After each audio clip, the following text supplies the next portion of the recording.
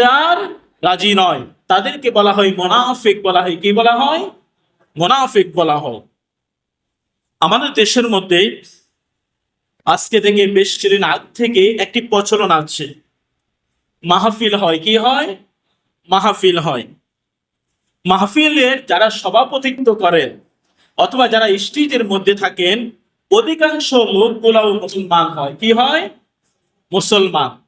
এখানে অন্য কোনো ধর্মের লোক উঠানোর মতো সুযোগ আছে? সভাপতি দেওয়া হয় কাকে? অমুক শিল্পপতিকে দেওয়া হয়, অমুক ইউনিয়নের অমুক উপজেলার অমুক জেলার নেতাকে দেওয়া হয়।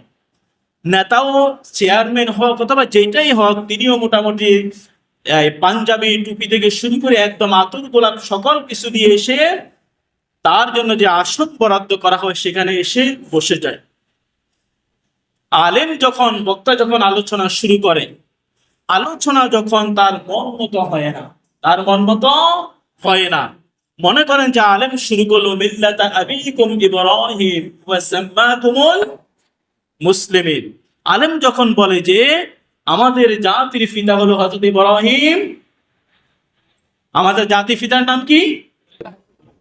আওয়াজ কম হয়েছে। আমাদের জাতির পিতার নাম কি?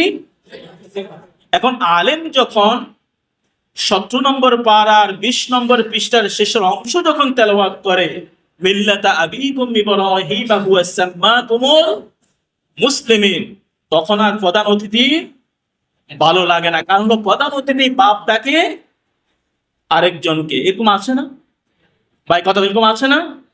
এখন কোরআন বলে, কোরআন এবং হাদিস বলে আমাদের জাতির পিতার নাম কি? ইব্রাহিম আলাইহিস সালাম। তখন আর নেতার ভালো লাগে না। তখন আমরা দেখি যে বিভিন্ন জায়গার মধ্যে বক্তাকে, আলেমকে, যিনি আলোচনা করতেছেন তাকে অপমান করা হয়। আলেম স্টেজের মধ্যে, মসজিদের মেহরাবের মধ্যে, মিম্বারের মধ্যে বসে আলোচনা করে, অকরনা ফি বুয়ুতিকুন্না ওয়ালা তাবাররাজনা তাবাররুজাল জাহিলিয়া। আল্লাহ তাআলা বলেন যে নারী পুরুষ অবাধে মেলামেশা করিও না, তাবাররুজাল জাহিলিয়া, এটা হলো জাহিলি যুগের নমুনা। আমি তোমাদের উপরে পর্দাকে ফরজ করে দিয়েছি। এখন যে ব্যক্তি পর্দা করে না, ওই ব্যক্তির কাছে এই ওয়াজ আর ভালো লাগে না, তখন সে এই আয়াতকে মানতে চায় না। আলেম যাতে করে বুঝানো হয়